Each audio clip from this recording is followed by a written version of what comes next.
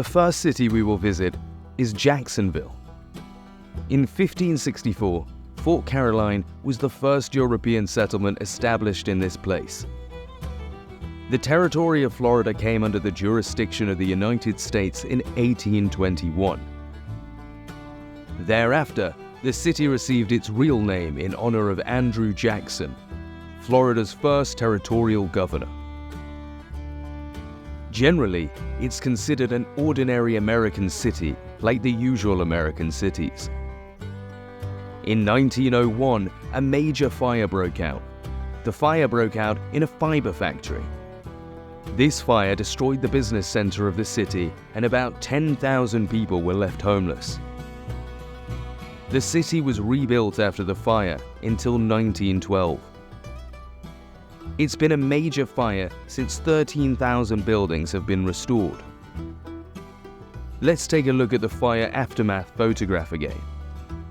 As if large-scale hostilities took place in the city, but historians say it's just a fire. Now, let's go to the next town. In the mid-19th century, this settlement was a fishing village of poor communication with the outside world, surrounded by swamps.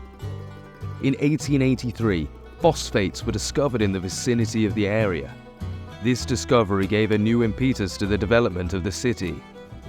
The city became a major industrial port. A railway connection was established.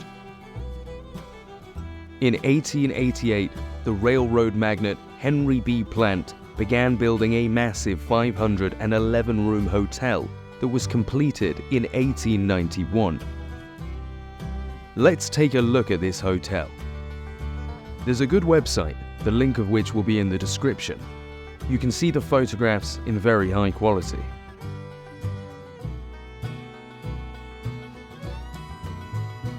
Look at this building with a crescent above its towers.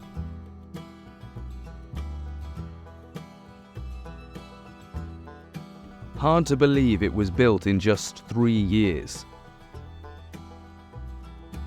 Let's see the city of St. Augustine. The city was founded in 1565 by Admiral Pedro Menendez d'Avil. In this city, there's a star fortress. Look at what the usual stellate fortress looked like in an American city. This is where even a furnace that heats artillery shells to set fire to enemy ships has been preserved. Artillery shells laid the upper part of the furnace and were taken out of the opposite side. During the time spent in the furnace, the artillery shells were heated up. I wonder how they put these artillery shells and then put them in the gunpowder cannon. Look what a wonderful and well-preserved fortress. But we visited this city not for the sake of the fortress. There is something more interesting here. This is the Ponce de Leon Hotel. It was built in 1888 by millionaire Henry Flagler. Let's take a closer look at this hotel. Thanks to this American blogger, the link of which will be in the description, we knew what to look for. Look at this huge old building, allegedly built at the end of the 19th century.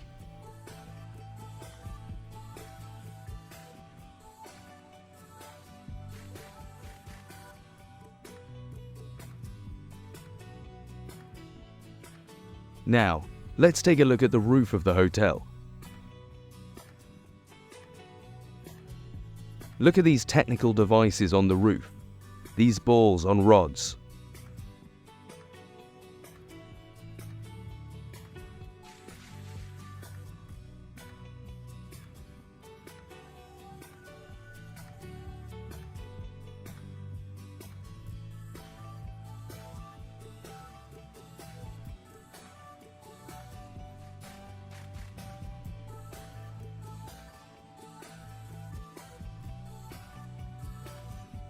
Now, look at these flagpoles.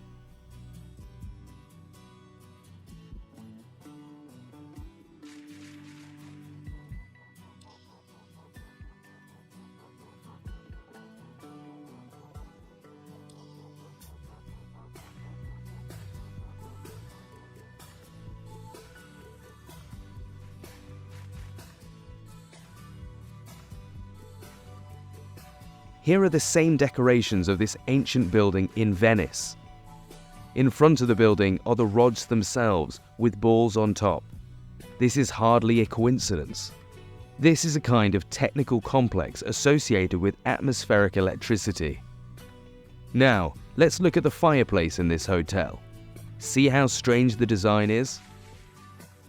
That's completely different from a wood-burning fireplace.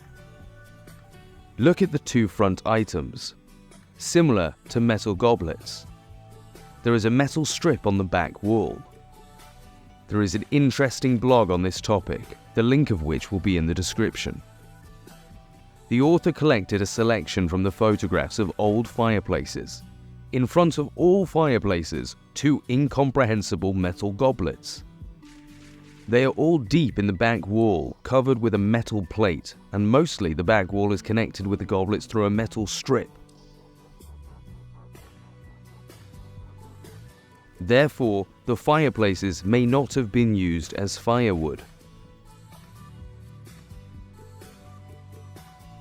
They are more like induction furnaces. What a very strange technical device. I think it's very possible this hotel used atmospheric electricity.